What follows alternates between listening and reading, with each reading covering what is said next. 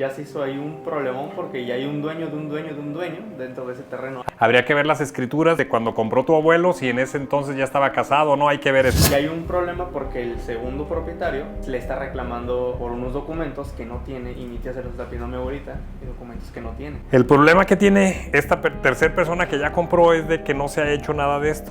¿Has escuchado hablar que cuando hay problemas de temas de sucesiones de que se empantanan los asuntos? Si no se hace esto que te estoy mencionando, nunca vas a llegar a tener esta persona que le compró a tu tía tu escritura de su fracción. Por ejemplo, él no va a poder vender porque no puedes vender algo que no tienes. Mira, mi situación es muy peculiar porque mi abuelita tiene un terreno pues bastante grande y mi abuelita pues repartió el terreno a mis tías y cada una de mis tías tiene pues un pedazo de terreno. A una de mis tías le tocó un terreno más grande y bueno, digamos que ella dijo, ¿sabes qué? Lo quiero vender. Y entonces dividió ese terreno, que ojo, ninguna de mis tías tiene escritura ni un documento, simplemente mi abuelita lo repartió y ahí están viviendo. Entonces mi tía agarró un pedazo de ese terreno y decidió venderlo. Posteriormente se metió un señor, construyó dentro de ese terreno y el señor dijo, ¿sabes qué? No me gustó el terreno, lo voy a volver a vender. Entonces este señor le vendió el terreno a otra persona. Entonces ya hay un problema porque el segundo propietario le está reclamando a mi tía por unos documentos que no tiene y mi tía se los está pidiendo a mi abuelita y documentos que no tiene.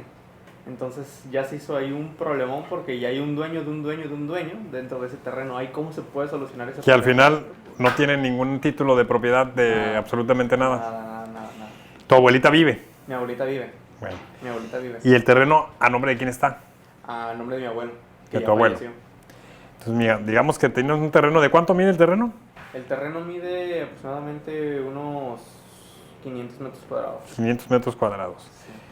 500 metros que están a nombre de tu abuelo. ¿Cómo se llama tu abuelo? Melitón. Melitón. ¿Y tu abuela? Amalia. Aquí lo que tiene que hacer tu abuela, Amalia, es lo primero hacer la sucesión testamentaria de su esposo, o sea, de tu abuelo. En esa sucesión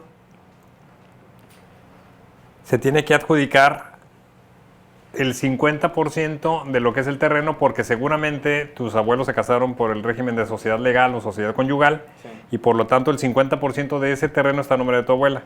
Habría que ver las escrituras de cuando compró tu abuelo, si en ese entonces ya estaba casado o no, hay que ver eso, pero suponiendo que se haya casado y que el 50% es de tu abuela, lo que se tiene que hacer es hacer el juicio sucesorio de tu abuelo. Posteriormente, para hacer la división que tú dices, es muy común que de una manera verbal se diga, mira, de este pedazo de aquí a aquí es tuyo, de aquí a acá es tuyo, de tu otro hijo, de aquí a allá donde está el poste aquel es de tu otro hijo. Eso se tiene que hacer jurídicamente a través de una subdivisión de predios que se hace en el ayuntamiento en donde se encuentra el inmueble. Entonces, una vez que se haga la sucesión o a la par, pueden hacer o se tiene que hacer lo que se conoce como subdivisión de predios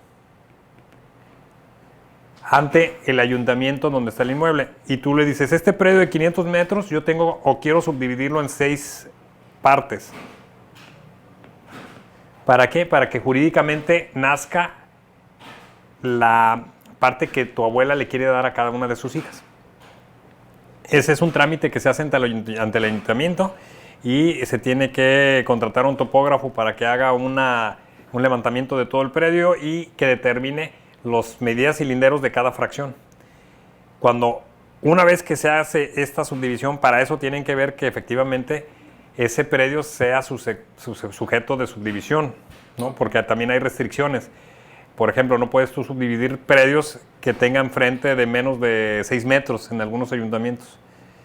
Esas son restricciones de desarrollo urbano o de obras públicas, dependiendo del ayuntamiento. Entonces, una vez que subdivida y cuando se adjudique, digamos, el inmueble y ya esté subdividido, ya puede escriturarle a cada una de sus tías la fracción dentro de la subdivisión que se hizo. Okay. El problema que tiene esta tercera persona que ya compró es de que no se ha hecho nada de esto. Entonces, para poderle arreglar a él, primero tu abuela tiene que hacer el juicio sucesorio, después hacer la subdivisión de predios y hacerle la donación de cada fracción a los hijos. Entonces, digamos, son tres pasos. El primero, sucesión del abuelo.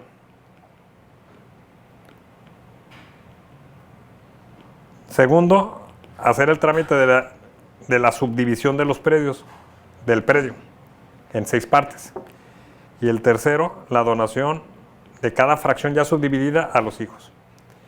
Cuando ya tenga tu tía, la que le están reclamando, esta fracción adjudicada a su nombre, ya puede, ahora sí, hacerle frente a esa obligación que tiene de escriturarle a la persona que le compró.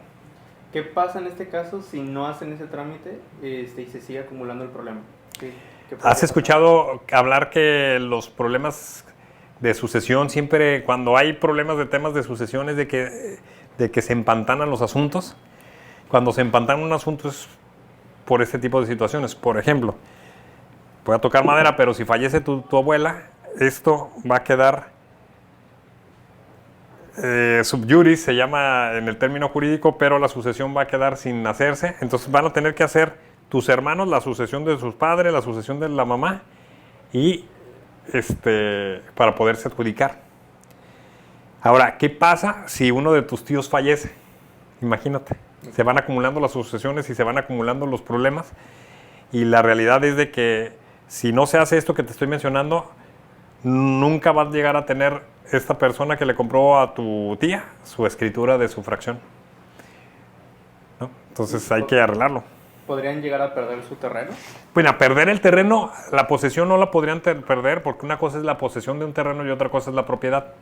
La posesión se la entregó al momento que le compró, ¿no? Entonces fue comprador de buena fe, le vendió a tu tía y le entrega la posesión. La posesión no la va a perder, que es el uso y disfrute del inmueble. Lo que no va a tener es la propiedad. Y los elementos de la propiedad, uno de los elementos de la propiedad más importante es el de poder disponer para poder vender. Por ejemplo, él no va a poder vender porque no puedes vender algo que no tienes.